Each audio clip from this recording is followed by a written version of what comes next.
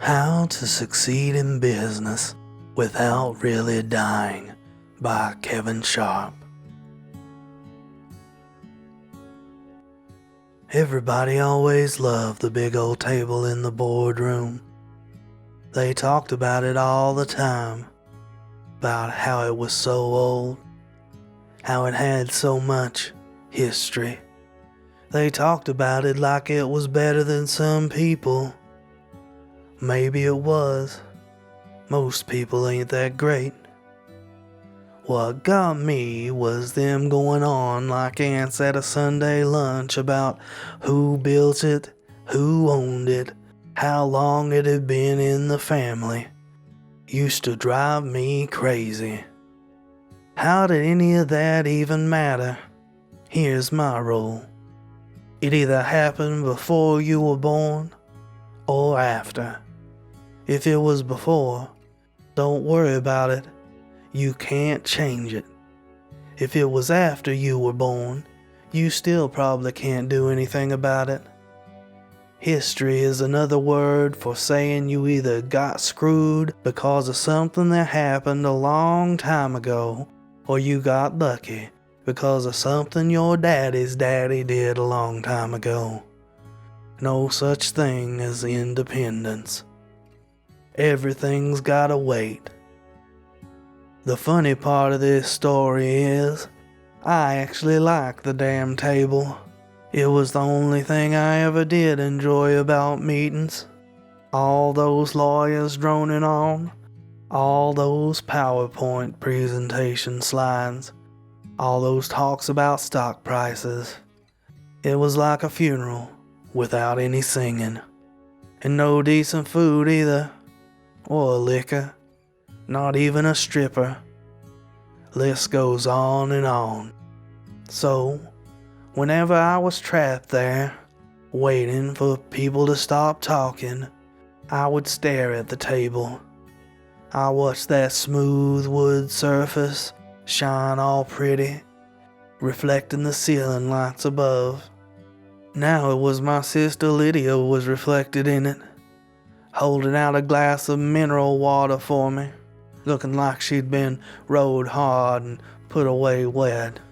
You gonna take this, or am I just holding it for practice? Her blonde hair looked like a bank teller in a holdup that somebody told not to move or he'd shoot. I stared at her hands with the heavy old rocks glass clenched in it. All that money she spent trying to look like she was still 29, but those hands looked ugly as homemade sin. Thanks, I said, and took the drink. Her fingers looked like white worms. I swallowed, the ice cubes banging against my teeth. I hated not drinking at board meetings. I always had a couple before I came, but never the same. Thanks for making it here with your busy schedule, Lydia said. No problem. I didn't have a busy schedule, but I refused to take the bait. What's going on? Everybody's still crying about a living wage for cashiers? Cashiers, I swear, they push buttons, and they ain't even that good at it. It's not about the stores, it's about Larry. I sat up. What happened? They found him this morning. Is he okay?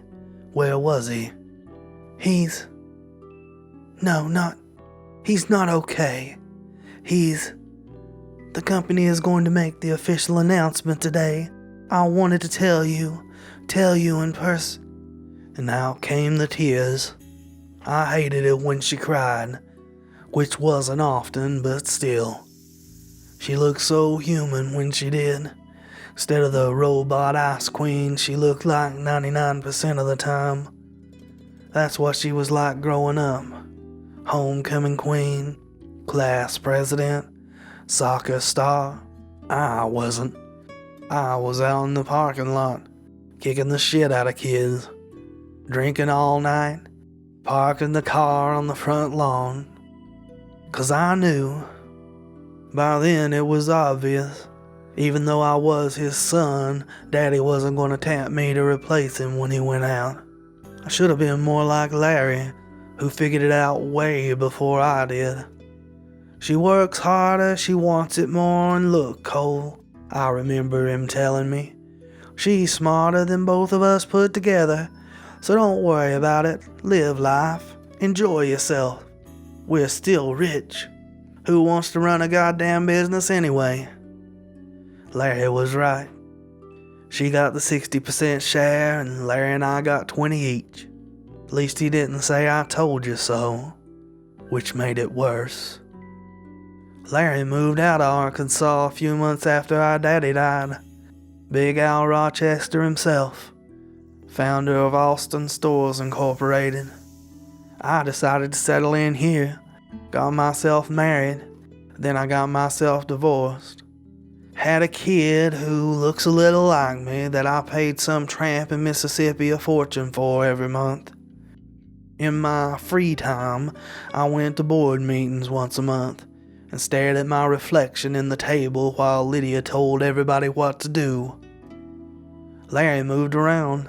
New York, San Francisco, Chicago. Drank a lot too. In the pictures he posted on Facebook, he was always with a different girl at a different restaurant in different clothes. I wondered if he could tell the difference between any of them. He called a lot in the beginning, but after a couple years it was just Facebook pictures and the occasional email. A few days ago though, his girlfriend called me. Something was off, she said. He hadn't come home the previous night. He hadn't called. Larry didn't do stuff like that.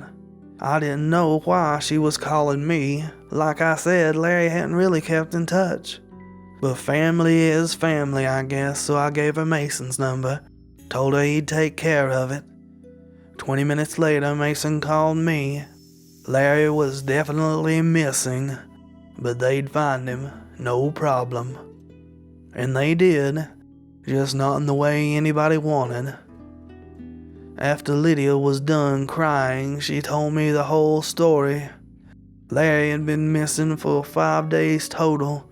Per his girlfriend, he had seemed a little distracted in the weeks leading up to him going missing, but nothing out of the ordinary. Besides, she explained, he was trying to quit drinking, and he always had a hard time when he did that. This time it might have been a little harder. He was getting the shakes, and he told her he was seeing things, but he kept saying he didn't want to go to the hospital and dry out in some white-walled room, and she said okay. And other than that, he really had been fine. No big problems. No red flags either. No ATM withdrawals, no phone calls from unknown numbers, no meetings with lawyers. She said the only weird thing was he told her that the things he was seeing weren't the same kind of things he had seen the last time he stopped drinking. It wasn't even things, just one thing that he kept seeing, over and over. She asked what it was, but he blew her off, said he didn't want to sound crazy. Larry was found in an alleyway, Lydia said, in a dumpster, part of him, the lower part. That was 2 nights ago. At the time, the cops had no idea whose body it was. There were some half-joking, half-queasy headlines on the post, dead over heels. And then the other half showed up 7 miles away on top of some poor motherfucker's car in Queens. It looked like the body had been dropped from the sky. The lawyers are talking to the cops, Lydia said. We're releasing a statement in 20 minutes. I notified PR that I'm not taking any questions and you aren't either, unless you wanted to talk to someone. The last thing I want to do right now is talk to a reporter about how my brother got cut in half. Jesus fucking Christ. I drained the mineral water. Can't believe you don't have anything stronger here. Does anybody know what the fuck happened? If they did, wouldn't I have told you? I don't know. You never tell me anything except what I should be doing with my life. Fuck, who gets cut in half? Poor goddamn Larry. I stood up. I'm leaving. I need to get home. Jesus, cut in half. When's the funeral? I'll have Mason call you whenever he gets it set up. After I walked out, I went to my car and guzzled some of the whiskey I kept in the glove compartment for these kinds of emergencies. A few drinks later, I took off.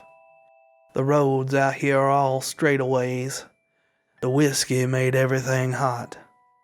My blood felt warm and electric in the Arkansas air. I love drinking on the highways. It's what you feel like when you feel alive. I didn't know what was going on, but I knew Lydia knew something she wasn't saying. I grew up with her. I know the difference between someone taking a shit or just farting. Lydia was full of shit with those crocodile tears and coondog eyes. She didn't give a damn about Larry. She never did. So I went down to Mason's to find out why she was acting like she did. Mason's place was nice. Real nice. Old development with old money. Which he wasn't. Not really. Mason came on just as Daddy was taking the stores national. He was the guy who took problems and turned them into not problems. That kind of guy winds up being pretty helpful to have around. And he always was. I never knew a world before Mason. So he was going to tell me what the hell was happening with mine. The maid opened the door, told me to go sit down in the living room. She'd let him know he had a visitor. I asked for a drink, but she pretended not to hear me. Damned help don't understand their place, I mumbled, mostly to her back as she walked away. I sat down. Mason had leather couches. I hated leather couches. Too cold in winter, too hot in summer. Besides, I felt like leather implied something about you. Like you were gay or European. I don't know which was worse. Mason walked into the room all shoulders and mustache and aftershave. His eyes were red from crying. Cole, I'm sorry, I can't imagine how hard it is for you right now. It's hard, I agreed. Damned hard. Cut in half, huh? If I could do anything to help you out and, yep, cut in goddamn half. I put my feet up on Mason's expensive as hell looking table.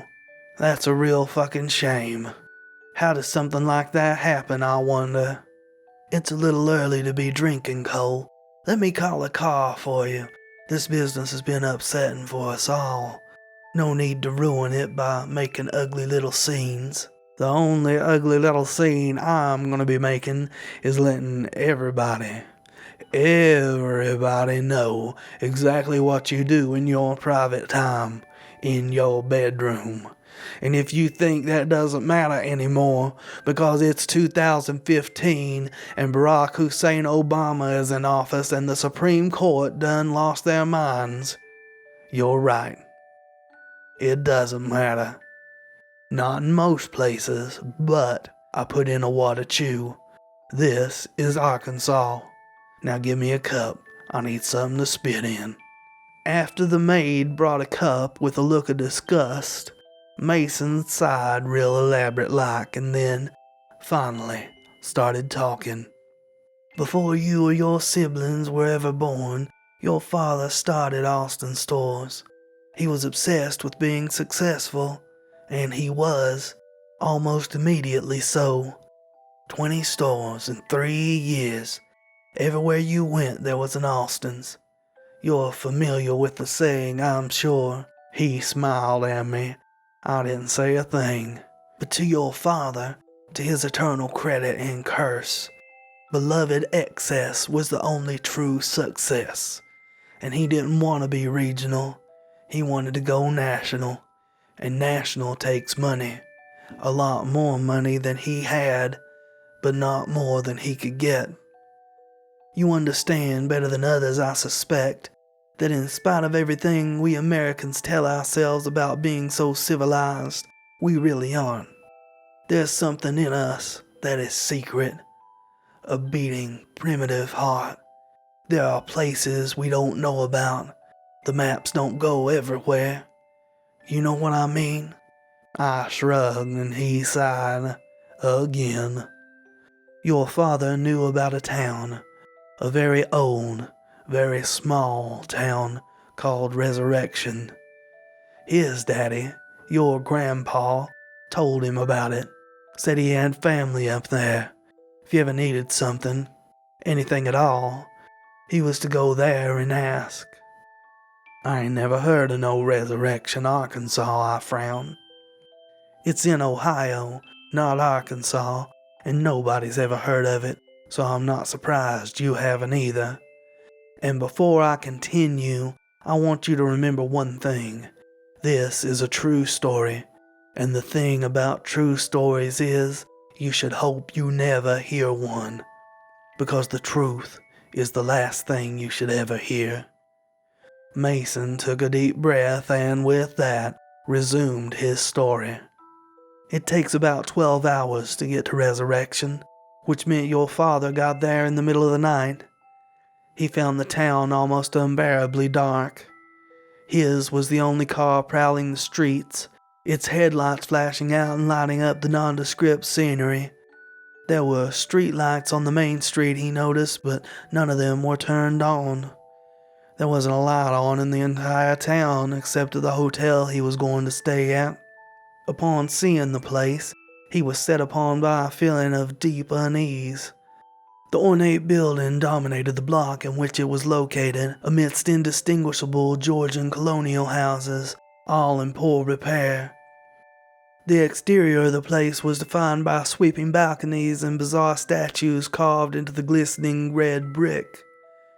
They appeared to be gargoyles, but something in the manner of the statues seemed off-putting and strangely too realistic, as if they had been carved from a model that surely could not exist, and yet, whatever the method of their creation, he was happy to leave their terrifying appearance outside as he entered the hotel. Although upon gaining entrance he was struck with the notion that perhaps it was better to have been horrified by the outer imagery than to be confronted by the bizarre and curious paradoxes of the interiors. The lobby he walked into from the large front double doors appeared to be in a completely different building than the towering structure of which he had been in such awe. He was in a cramped and hot tiny room, with barely enough space for the front desk and its greasy, mostly toothless front desk clerk. Your father felt like the building was big enough to have fit 5 of those rooms on its front floor, and he had the bizarre feeling that perhaps it did.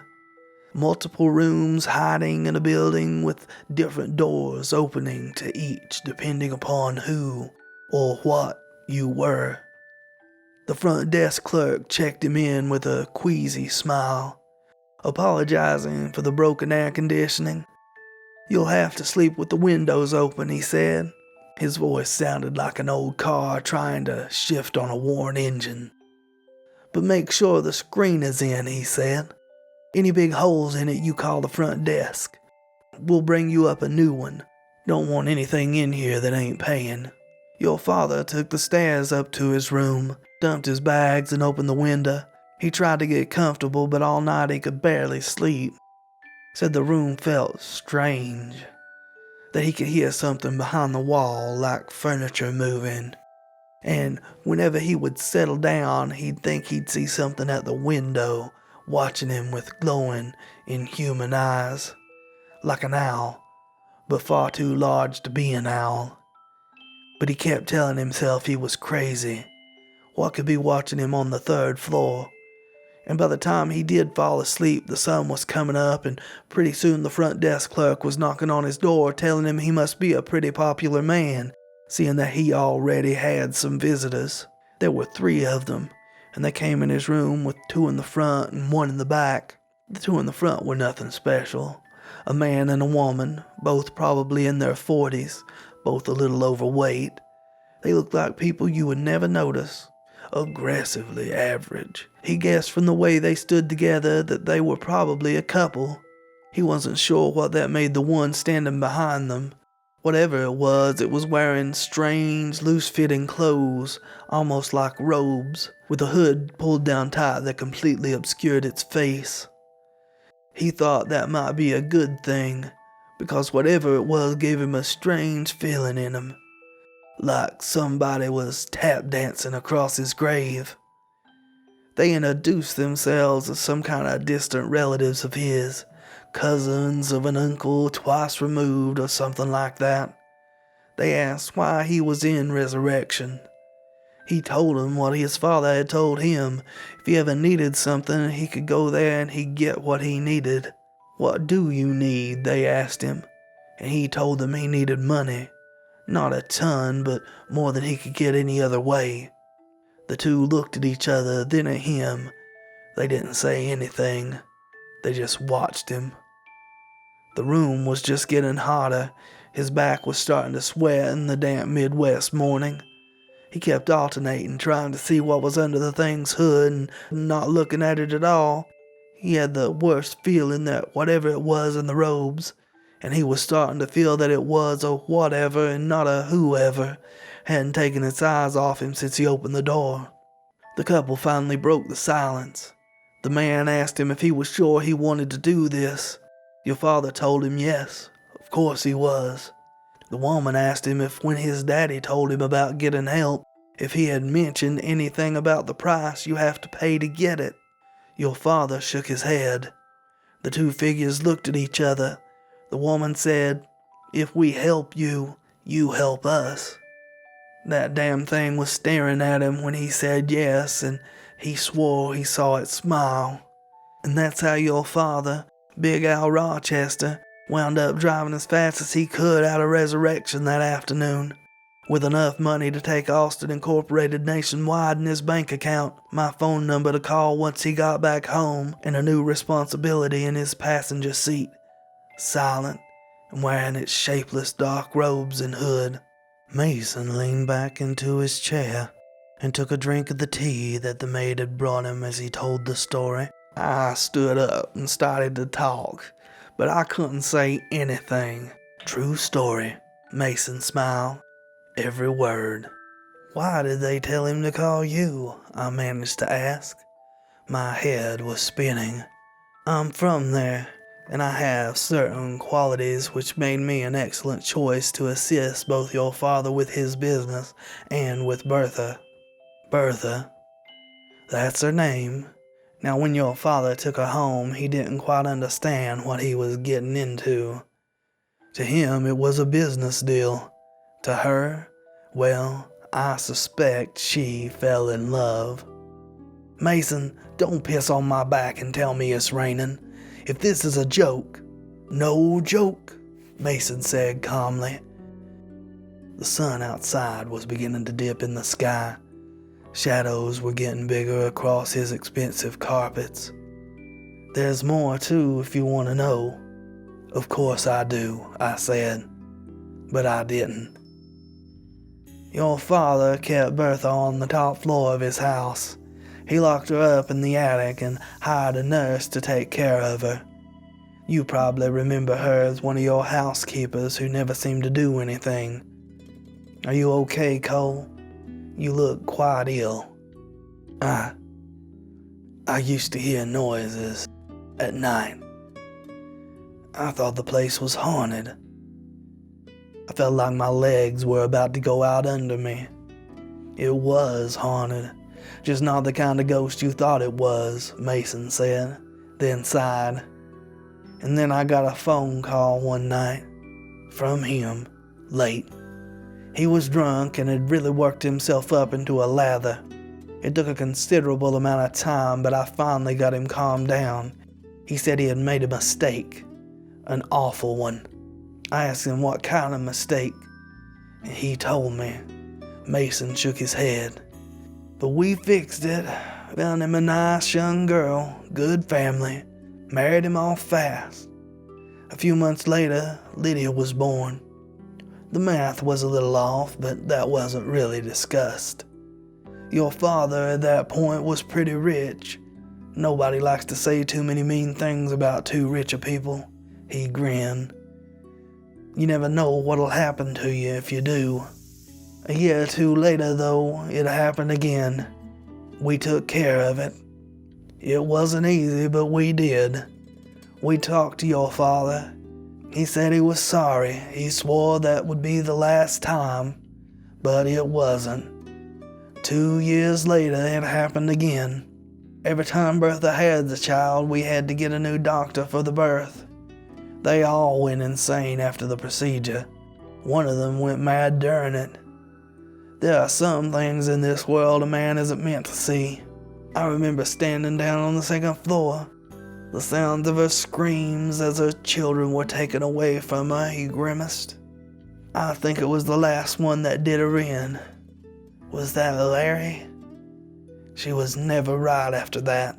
Your father had to get stitched up after he tried to go up to her one night a few months later. His face was all cut up. He almost lost an eye. That was the last time he tried anything. Sometimes, unfortunately, no matter what we did, she would get out.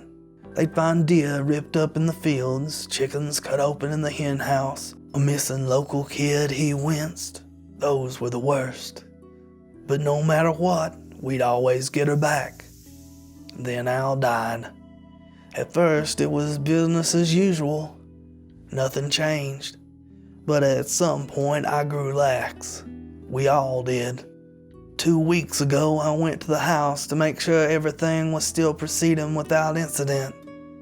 The new nurse we had hired was dead.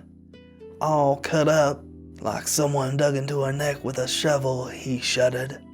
Poor girl's head was barely hanging on anymore, and the attic was empty. Mason's phone buzzed in his pocket. He looked at the number, frowned. Excuse me.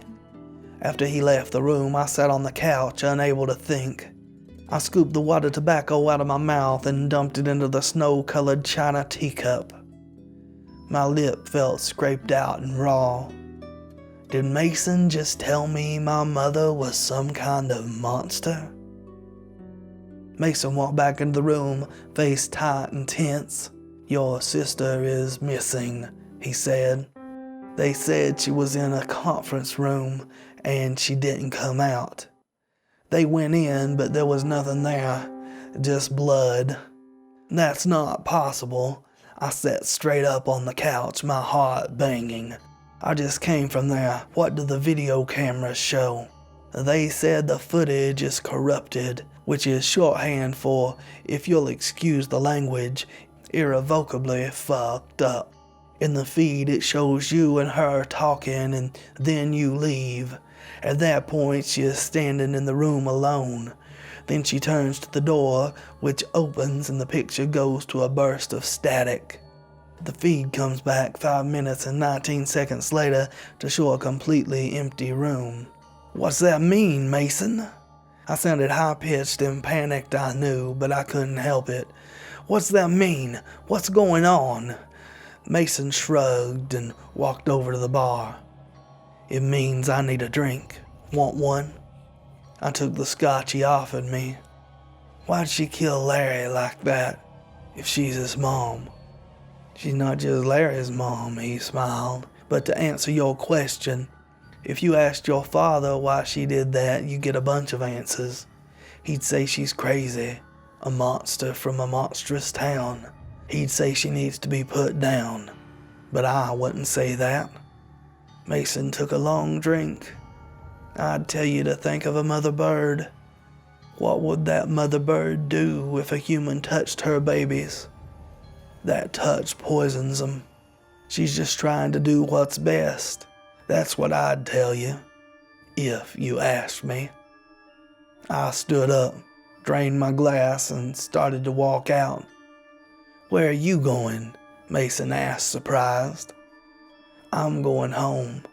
There ain't anything else I want to hear. You can't go home. Home isn't safe if she's out there. I walked out the door before he was done talking. My car was parked at the end of the driveway. A long walk. I wasn't thinking as I trudged across the sidewalk. Instead, I kept replaying things that had always seemed to make sense, but now didn't. I didn't even see her until I got to my car and went to open the door. There she was, hidden on the side of the car, on all fours, like an animal, covered in what almost looked like a shroud. Dark hair escaped the edges and poured down around her, knotted, so black it looked purple. She looked like an animal, but more than an animal, like the edge of nature collapsed into humanity. Some kind of terrible accident, not beautiful, but terrifying. She was, as she rose up on her back feet, unfolding her dark mass before me, a primal memory of terror. I could feel her breath against me. It felt thick, pungent, smelling of meat and acid. I walked toward her, quivering. "Mama," I said. "Mama, I missed you so. I love you." And I hugged her, sobbing, as I felt her claws enter my back.